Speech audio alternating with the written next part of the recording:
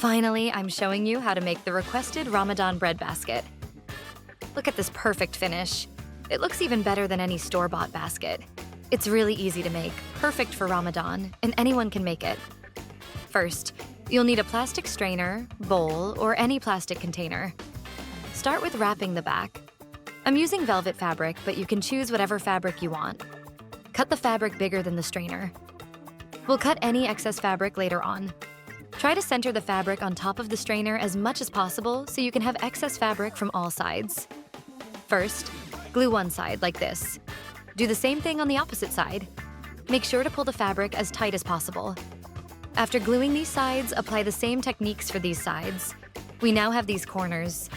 Pull the fabric up, add some glue, fold the fabric inward like this, then glue it.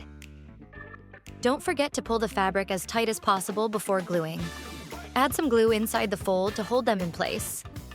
Cut the extra fabric, but leave about 2 centimeters. Apply glue on the edge of the strainer and fold the fabric inward like this. Cut the fabric about the same size as before.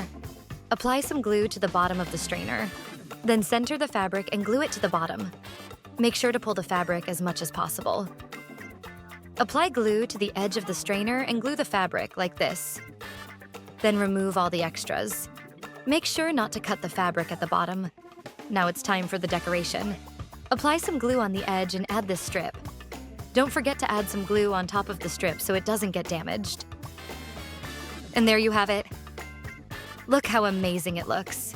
It's so easy to make and the finish looks great. This simple idea will look perfect on the dining table and will add to the Ramadan vibes. This idea will also work for a square-shaped bowl or strainer. I hope you liked the video. Don't forget to like and share, and if you're new here, don't forget to subscribe.